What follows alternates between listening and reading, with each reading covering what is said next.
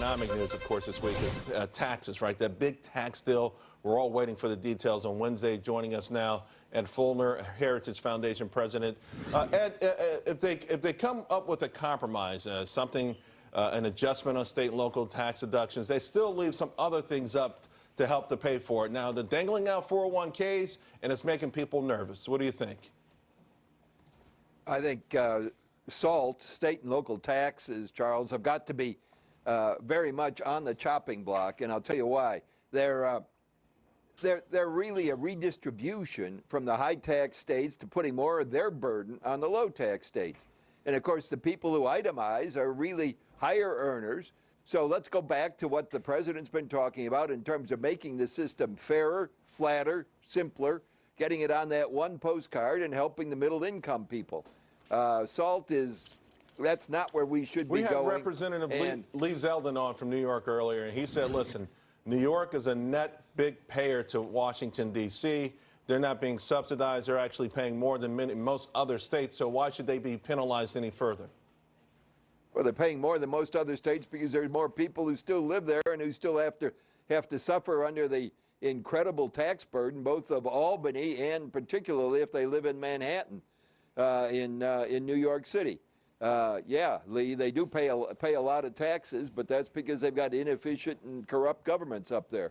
So there'll be some compromise on SALT. I don't think they'll take the whole thing away. Where do we find the rest of the money? And are you worried that do you want them tinkering with the 401ks? Gosh, no. The 401ks are absolutely essential to the long-term future. Look, Social Security, going back to the time it was founded by FDR, has always been only a part of what people ought to be able to count on when they retire.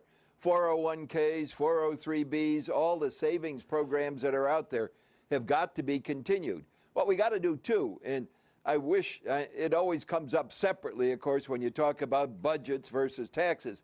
We got to get a handle on the spending down here.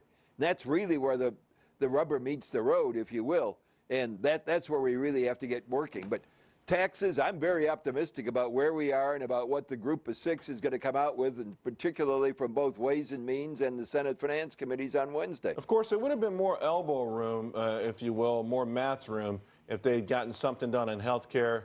The Alexander Murray plan was scored by CBO, and they suggested that, hey, this would actually lower the deficit. It could buy the nation 2 years. Where's Heritage stand on something like that, maybe being interjected to buy time economically and also to buy time for a feasible replacement for Obamacare? Yeah. Part of the problem is that they really kind of blew it on the Hill when they missed the first time around, when McCain caved and did not go along with the first repeal and replace. But that's kind of ancient history. The question is now, how do we patch it up? How do we get from where we are right now to where we want to be?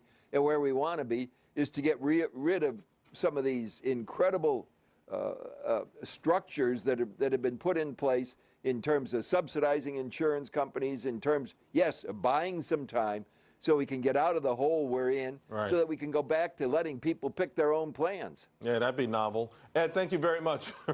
Really appreciate your time this morning. Thank you, Charles and Steve. Steve.